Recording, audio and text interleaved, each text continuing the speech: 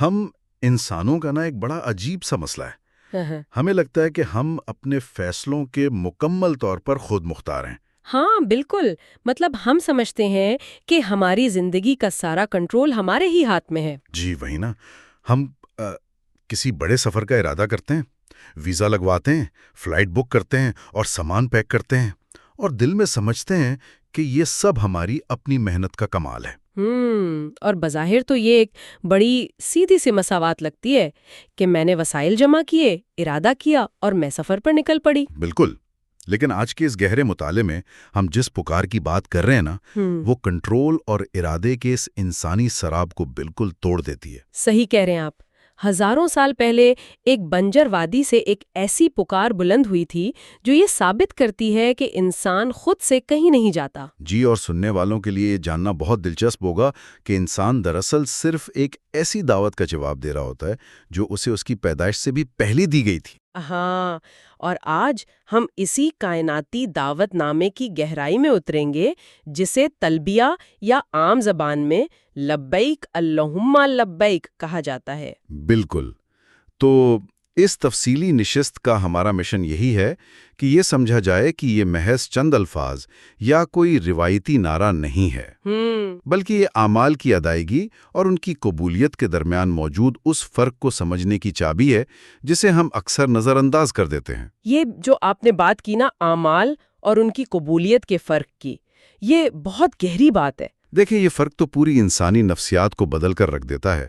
ہم ظاہری اسباب کے اتنے عادی ہو چکے ہیں کہ ہم سمجھتے ہیں بس کوئی عمل مکمل کر لینا ہی اصل کامیابی ہے۔ ہاں، مطلب ایک چیک لسٹ بنائی، اس پر ٹک لگایا اور مطمئن ہو گئے کہ چلیں جی فرض ادا ہو گیا۔ بالکل ایسا ہی ہے، لیکن تلبیہ کا فلسفہ ہمیں یہ سکھاتا ہے کہ عمل کا ہو جانا ایک چیز ہے، اور اس عمل کا اس کائنات کے مالک کی بارگاہ میں منظور ہو جانا ایک بالکل ہی مختلف اور عظیم تر مقام ہے۔ اور میرے خیال میں یہ پکار اسی قبولیت کی جستجو اور انسان کی بے بسی کا اقرار ہے، اور اس بات کو سمجھنے کے لیے ہمیں اس کہانی کی بالکل ابتدا میں جانا ہوگا۔ جی، مکہ کی اس شدید گرم اور چٹیل وادی میں۔ بالکل، جہاں انسانی تاریخ کا ایک عظیم ترین تعمیراتی منصوبہ چل رہا تھا۔ سیدنا حضرت ابراہیم علیہ السلام اور سیدنا اسماعیل علیہ السلام اپنے ہاتھوں سے بیت اللہ کی دیواریں کھڑی کر رہے تھے۔ اور ذرا سوچئے، وہاں کوئی جدید مشینری نہیں تھی، صرف دو پیغمبر اپنے ہاتھوں سے پتھر اٹھا رہے ہیں اور اس عمارت کو شکل دے رہے ہیں جو قیامت تک کے لیے انسانیت کا مرکز بننے والی تھی۔ مطلب محنت اور مشقت کا ایک اتنا طویل سلسلہ تھا جو پایا تکمیل کو پہنچ رہا تھا، اور اس تکمیل کے لمحے میں جو طرز عمل اپنایا گیا نا، وہ ہم سب کے لیے واقعی حیران کن ہے۔ صحیح بات ہے۔ جب عمارت کی آخری اینٹ رکھی گئی تو حضرت ابراہیم علیہ السلام نے یہ نہیں سوچا کہ میں نے کتنا عظیم الشان کام مکمل کر لیا۔ ہاں، ان کے دل میں عمل کا کوئی ذوم یا غرور پیدا نہیں ہوا، حالانکہ وہ کتنا بڑا کارنامہ تھا۔ بالکل، اس کے برعکس انہوں نے فوراً آسمان کی طرف دیکھ کر دعا کی، ربنا تقبل منا، یعنی اے ہمارے رب، ہماری اس محنت کو قبول فرما لے۔ کیا بات ہے! مطلب انبیاء کا یہ عمل واضح کرتا ہے کہ انسان چاہے کتنا ہی بڑا کام کیوں نہ کر لے، اسے ہمیشہ اس فکر میں رہنا چاہیے کہ کیا یہ عمل قبول بھی ہوا ہے یا نہیں۔ جی، کیونکہ عمل کا کر لینا تو انسان کے اختیار میں ہے، لیکن اس کی قبولیت تو صرف اس ذات پر منحصر ہے جس کے لیے وہ عمل کیا جا رہا ہے۔ اس کو اگر ہم آج کے دور کی نفسیات سے جوڑیں تو یہ کچھ ایسا ہی ہے جیسے کوئی انسان دفتر میں ایک بہت بڑا پروجیکٹ دن رات محنت کر کے مکمل کرے۔ بڑا اچھا موازنہ ہے۔ ہاں نا، مطلب آپ نے مہینوں لگا کر ایک شاندار پریزنٹیشن بنائی، آپ پروجیکٹ مکمل کر لینا اور اسے باس کی ٹیبل تک لے جانا تو آپ کے بس میں ہے۔ لیکن اصل خوف تو اس لمحے کا ہوتا ہے جب باس اس پروجیکٹ کو دیکھے گا۔ بالکل، اگر وہ اسے دیکھ کر چہرہ پھیر لے یا اسے مسترد کر دے تو وہ ساری محنت، جاگنا، وہ سارا کام ایک سیکنڈ میں صفر ہو جاتا ہے۔ بالکل صحیح کہا آپ نے۔ قبولیت کے بغیر عمل کی واقعی کوئی حیثیت نہیں رہتی، اور یہی وہ خوف اور امید کا درمیانی راستہ ہے جس پر یہ پوری بنیاد کھڑی ہے۔ اور پھر جب حضرت ابراہیم علیہ السلام نے یہ قبولیت کی دعا مانگ لی تو اگلا مرحلہ ایک ایسی ذمہ داری کا تھا جو بظاہر انسانی عقل سے بالاتر لگتی ہے۔ جی، اللہ تعالیٰ نے انہیں حکم دیا کہ اب اس گھر کی طرف لوگوں کو حج کے لیے بلاؤ، اور انہیں ہدایت کی گئی کہ وہ جبل ابو قبیس پر چڑھیں اور وہاں سے پوری دنیا کے انسانوں کو آواز دیں۔ اچھا، یہاں ماخذ میں ایک تاریخی حقیقت بتائی گئی ہے جو بہت حیران کن ہے۔ جبل ابو قبیس کے حوالے سے نا؟ جی، یہ کوئی عام پہاڑی نہیں ہے، مطلب یہ حرم کے پہلے بڑے دروازے باب ملک عبدالعزیز کے بائیں جانب واقع ہے اور صفا تک پھیلا ہوا ہے۔ اور تاریخ ہمیں بتاتی ہے کہ یہ زمین پر اتارا جانے والا سب سے پہلا پہاڑ تھا۔ بالکل، اور سب سے بڑھ کر یہ وہی مقام ہے جہاں بعد میں نبی کریم صلی اللہ علیہ وسلم نے شق قمر یعنی چاند کے 2 ٹکڑے ہونے کا معجزہ بھی دکھایا تھا۔ گویا اس پہاڑ کی مٹی میں ہی ایسے واقعات لکھے تھے جو طبیعت کے قوانین کو توڑنے والے تھے۔ یہ تو ہے، کیونکہ جب حضرت ابراہیم کو وہاں سے پکارنے کا حکم ملا تو وہاں کون سا لاؤڈ سپیکر لگا ہوا تھا؟ وہ تو ایک بنجر وادی تھی جہاں دور دور تک کوئی انسان نہیں تھا۔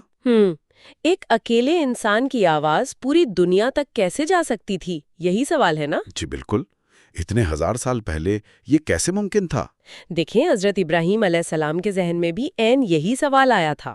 انہوں نے بھی عرض کی کہ اے میرے رب، میری آواز کہاں تک پہنچے گی اور اسے کون سنے گا؟ اور جواب کتنا خوبصورت ملا تھا۔ ہاں، جواب ملا کہ ابراہیم، آواز لگانا تمہارا کام ہے اور اسے ہر کان تک پہنچانا ہمارا ذمہ ہے۔ واہ! اور اگر ہم اسے آج کی جدید ٹیکنالوجی کی نظر سے دیکھیں نا، تو انسان نے ایسے آلات بنا لیے ہیں جو مشرق کی آواز مغرب تک سیکنڈز میں پہنچا دیتے ہیں۔ تو جس خالق نے ان آوازوں کی لہروں کو بنایا ہے، اس کے لیے کیا مشکل ہے؟ بالکل، بنانے والا مالک کیوں نہیں پہنچا سکتا؟ جی، اور اس تحریر میں بڑی پیاری مثال دی گئی ہے حضرت سلیمان علیہ السلام کے دور کی اس کمزور چیونٹی کی، جس کی آواز کو اللہ نے ایک طاقتور نبی اور ان کے پورے لشکر تک پہنچا دیا تھا۔ بے شک، مالک جب ارادہ کرتا ہے تو مادی رکاوٹیں ویسے ہی ختم ہو جاتی ہیں۔ لیکن بات صرف دنیا تک محدود نہیں رہی۔ یہ وہ پہلو ہے جو مجھے سب سے زیادہ حیران کرتا ہے۔ آپ عالم ارواح کی بات کر رہے ہیں نا؟ جی بالکل، مطلب یہ آواز صرف ان لوگوں نے نہیں سنی جو اس وقت زمین پر بس رہے تھے یا جو ماؤں کے پیٹ میں تھے۔ اس پکار نے تو وقت اور مکان کی قید ہی توڑ دی۔ ہاں، یہ آواز عالم ارواح یعنی روحوں کی دنیا تک پہنچائی گئی، ان تمام روحوں تک جو ابھی اس دنیا میں بھیجی بھی نہیں گئی تھیں۔ اور انہوں نے اس پکار کو سنا اور اس کا جواب بھی دیا۔ عالم ارواح کا یہ تصور دراصل حج کے پورے نظریے کو ہی ایک کائناتی سطح پر لے جاتا ہے۔ روایت یہ بتاتی ہے کہ جس روح نے جتنی بار اس پکار کے جواب میں لبیک کہا، یعنی یہ اقرار کیا کہ میں حاضر ہوں، جی، تو دنیا میں اسے اتنی ہی بار حج کی سعادت نصیب ہوتی ہے۔ یہ ایک روحانی معاہدہ ہے جو ہمارا جسم بننے سے بھی پہلے طے پا گیا تھا۔ یہ تصور تو واقعی انسان کے اس خبارے سے ساری ہوا نکال دیتا ہے کہ میں اپنے پیسوں سے یا اپنی محنت سے حج پر جا رہا ہوں۔ بالکل، انسان کا غرور ٹوٹ جاتا ہے۔ ہم تو سمجھتے ہیں نا کہ ہم ٹکٹ خرید کر فلائٹ لے کر کوئی احسان کر رہے ہیں، لیکن در حقیقت ہم تو ایک کائناتی دعوت نامے کا جواب دے رہے ہیں، ایک کاسمک RSVP کہہ لیں اسے۔ کیا زبردست لفظ استعمال کیا آپ نے، کاسمک RSVP، واقعی ایسا ہی ہے۔ تو مطلب سارا کمال تو اللہ کے فضل کا ہے، ہم تو صرف ایک پرانے قرض کی ادائیگی کے لیے جا رہے ہوتے ہیں۔ اور اسی لیے جب ایک شخص احرام باندھ کر تلبیہ پڑھنا شروع کرتا ہے تو اس کے ذہن میں یہ ہونا چاہیے کہ وہ کسی نئے سفر پر نہیں جا رہا، بلکہ ہزاروں سال پرانی ابراہیمی پکار کا قرض چکا رہا ہے۔ عاجزی کا ایک نیا ہی مقام ہے، اور تحریر میں اس پکار کے انداز پر بھی بڑی تفصیلی بات کی گئی ہے۔ جی، وہ واقعہ جب نبی کریم صلی اللہ علیہ وسلم نے مدینہ کی میقات ذوالحلیفہ سے احرام باندھا تھا، وہاں اس پکار کی نوعیت کو باقاعدہ ایک شکل دی گئی۔ ہاں، وہاں حضرت جبریل علیہ السلام تشریف لائے کہ نا؟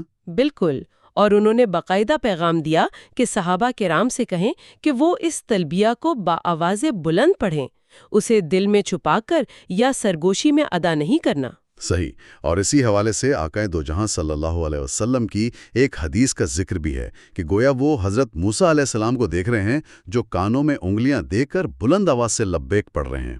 جی، اور انسان کانوں میں انگلیاں تبھی دیتا ہے جب وہ اپنے پھیپھڑوں کی پوری طاقت سے کوئی بہت بڑا اعلان کرنا چاہتا ہو۔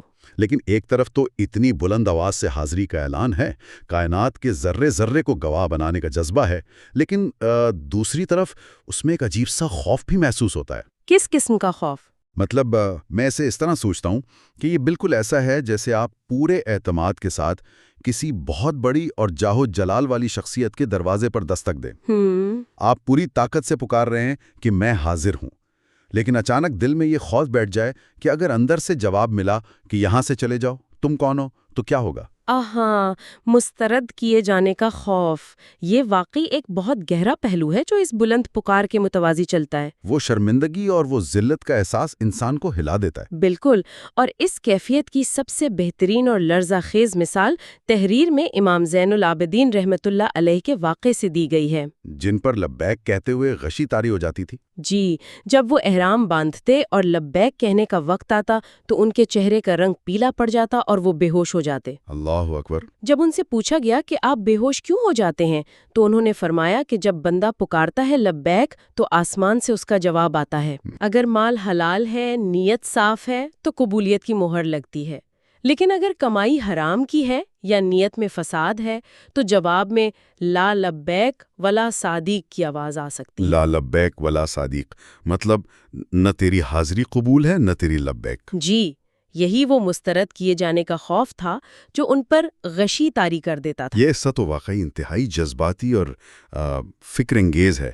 ایک طرف کائناتی دعوت تو دوسری طرف یہ خطرہ۔ اس سب میں ذرا ان الفاظ پر غور کرتے ہیں جو ادا کیے جاتے ہیں۔ جی، لبیک اللہم لبیک، یعنی اے اللہ میں حاضر ہوں۔ اور پھر ہم کہتے ہیں لا شریک لک، لبیک یعنی توحید کا مکمل اقرار کہ آپ کا کوئی شریک نہیں ہے۔ اور اس کے ساتھ ہی انسان اپنی بے بسی کا اعلان کرتا ہے کہ ان الحمد والنعمت لک والملک، ہر تعریف، ہر نعمت اور یہ پوری بادشاہی صرف اللہ کے لیے ہے۔ انسان واقعی دنیا کے سامنے اپنی حیثیت صفر کر دیتا ہے، لیکن مجھے دکھ اس بات کا ہوتا ہے کہ آج کے دور میں ہم نے اس پکار کی روح کو کہیں پیچھے چھوڑ دیا ہے۔ آپ موجودہ دور کے حاجیوں کے خاموشی کی طرف اشارہ کر رہے ہیں۔ جی بالکل، مطلب تحریر کے اس حصے کو پڑھ کر تو ماضی کی یادیں تازہ ہو گئیں، وہ وقت جب جدہ کی بندرگاہ پر پانی کے جہاز آتے تھے۔ سمندر کے شور کے ساتھ حاجیوں کی لبیک کی صدائیں۔ ہاں، ہزاروں حاجیوں کی صدائیں مل کر ایک طوفان کھڑا کر دیتی تھیں، ایئرپورٹ اور وادیاں گونج اٹھتی تھیں۔ لیکن آج ہم ایئر کنڈیشنڈ لاؤنجز میں بیٹھے خاموش پروازوں پر سفر کرتے ہیں۔ سب اپنے موبائل فونز میں گم ہوتے ہیں یا اسکرینز پر فلمیں دیکھ رہے ہوتے ہیں۔ بالکل، وہ جو گونج تھی نا، وہ اب محدوم ہو چکی ہے۔ اور یہ خاموشی کوئی معمولی بات نہیں ہے۔ ماخذ میں ایک بزرگ کا انتہائی طاقتور قول شامل کیا گیا ہے جو روح کو جھنجھوڑ دیتا ہے۔ وہ کیا قول تھا؟ انہوں نے کہا تھا کہ جب سے حاجیوں کی لبیک کی آواز دب گئی ہے، اللہ نے دنیا میں مسلمانوں کی آواز کو دبا دیا ہے۔ یہ جملہ تو اندر تک کاٹ دیتا ہے۔ دیکھیں، یہ نقطہ ہمیں بتاتا ہے کہ ظاہری عبادات کا زوال کیسے ہماری اجتماعی حالت کے زوال سے جڑا ہوا ہے۔ ہم دنیا میں اپنی آواز بلند کرنا چاہتے ہیں لیکن مالک کے دربار میں خاموش بیٹھے ہیں۔ واقعی ہم توحید کا وہ نعرہ بلند کرنا بھول گئے ہیں جو ہماری اصل پہچان تھی۔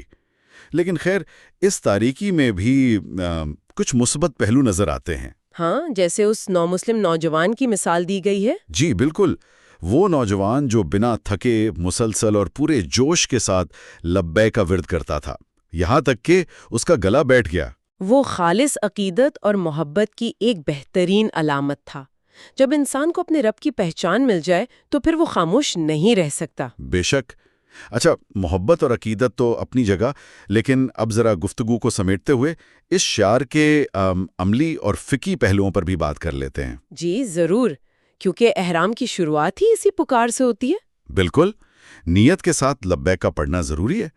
مطلب آپ لاکھ چادریں پہن لیں، جب تک لبیک نہیں کہیں گے احرام شروع ہی نہیں ہوگا۔ ہاں، وہ جو آپ نے بڑی اچھی بات سوچی تھی نا کہ یہ بالکل اگنیشن کی طرح ہے۔ جی، گاڑی میں چابی لگا کر جب تک اگنیشن آن نہیں کریں گے سفر شروع نہیں ہوگا۔ تو لبیک پڑھنا اس روحانی سفر کا اگنیشن ہے۔ اور اس کے اوقات کار بھی بڑے واضح ہیں۔ عمرے والوں کے لیے یہ صدائیں بیت اللہ پر پہلی نظر پڑنے تک جاری رہنی چاہیے، خاص طور پر جب حالت بدل رہی ہو۔ بالکل، فلائٹ سے اترتے وقت، بس میں بیٹھتے وقت یا فرض نماز کے فوراً بعد۔ اور حج والوں کے لیے تو یہ سلسلہ مزدلفہ اور عرفات سے ہوتا ہوا تیسرے دن بڑے شیطان کو پہلی کنکری مارنے تک چلتا ہے۔ اچھا، یہاں نا میرے ذہن میں ایک سوال آیا تھا۔ تحریر کو پڑھ کر ایک بظاہر تضاد نظر آتا ہے۔ کیسا تضاد؟ دیکھیں، اگر علماء نے اجتماعی طور پر یعنی کورس کی شکل میں ایک شخص کے پیچھے لبیک پڑھنے کو ناپسند کیا ہے تو پھر عملی زندگی میں یہ پریکٹس اتنی عام کیوں ہے؟ آپ نے بسوں میں معلمین کو مائک پر پڑھاتے ہوئے دیکھا ہوگا۔ بالکل، ہر بس میں یہی ہوتا ہے کہ معلم پڑھا رہا ہے اور 50-60 حاجی اس کے پیچھے دوڑا رہے ہیں۔ اگر یہ ناپسندیدہ ہے تو پھر ایسا کیوں ہوتا ہے؟ ہاں، اس کی وجہ دراصل ایک عملی مجبوری ہے۔ شریعت کی لچک اور سہولت کا توازن ہے یہ۔ وہ کیسے؟ دیکھیں، ان حاجیوں میں بہت سے ایسے ہوتے ہیں جو پڑھے لکھے نہیں ہوتے یا عربی ان کی زبان نہیں ہوتی۔ اب چونکہ احرام کے لیے درست الفاظ ادا کرنا شرط ہے، تو اگر معلم نہ پڑھائے تو کیا ہوگا؟ یا تو وہ خاموش رہیں گے یا غلط پڑھیں گے۔ بالکل۔ تو انہیں خاموشی کے گناہ سے بچانے اور ان کی عبادت کو محفوظ کرنے کے لیے اس اجتماعی دہرانے کو ایک وقتی سہولت کے طور پر استعمال کیا جاتا ہے۔ اچھا، مطلب اصولوں اور عملی مجبوریوں کے درمیان یہ ایک خوبصورت توازن کی مثال ہے۔ تاکہ کوئی اس کائناتی دستک سے محروم نہ رہ جائے، عین اسی طرح تاکہ ہر ایک کی زبان سے وہ اقرار ادا ہو سکے۔ تو آج کے اس پورے مطالعے کو اگر ہم سمیٹیں تو یہ بات بالکل واضح ہو جاتی ہے کہ لبیک محض زبان سے ادا ہونے والا کوئی لفظ نہیں ہے۔ بالکل نہیں، بلکہ یہ جبل ابو قبیس کی چوٹی سے شروع ہونے والی وہ باز گشت ہے جو عالم ارواح سے ہوتی ہوئی آج کی جدید پروازوں تک پہنچی ہے۔ جی، یہ حاضری، توحید اور عاجزی کا ایک مکمل پیکج ہے۔ ہم ارادے سے نہیں، مالک کے بلاوے پر جاتے ہیں۔ اور اسی کا فضل ہے جو ہمیں وہاں تک لے جاتا ہے۔ بے شک۔ تو دیکھنے اور سننے والوں کے لیے اس شاندار نشست کا اختتام ہم ایک ایسی سوچ پر کرتے ہیں جو ماخذ سے ہی اخذ کی گئی ہے، اور جو واقعی دیر تک سوچنے پر مجبور کر دے گی۔ بالکل۔ اگر آج کے اس مطالعے کے مطابق ہماری روحوں نے ہماری پیدائش سے بھی پہلے عالم ارواح میں ایک الہی پکار کو سنا تھا اور اس کا جواب دے دیا تھا، تو پھر ذرا غور کیجئے، کیا ہمارے اندر ہماری روح کی گہرائیوں میں کچھ اور بھی ایسی پکاریں اور مقاصد گونج رہے ہیں؟ وہ پکاریں جنہیں ہم نے اس دنیا کے شور و غول اور روزمرہ کی اندھی دوڑ میں کہیں دبا دیا ہے، اور جو آج بھی اس انتظار میں ہیں کہ کب ہم رک کر خاموش ہو کر انہیں سنیں اور پورے دل سے کہیں، میں حاضر ہوں۔ واقعی سوچنے کی بات ہے۔ اسی فکر انگیز سوال کے ساتھ ہم آج کے اس گہرے مطالعے کا اختتام کرتے ہیں۔ امید ہے یہ نشست آپ سب کے لیے ایک نیا زاویہ لے کر آئی ہوگی۔ اپنا خیال رکھیے گا۔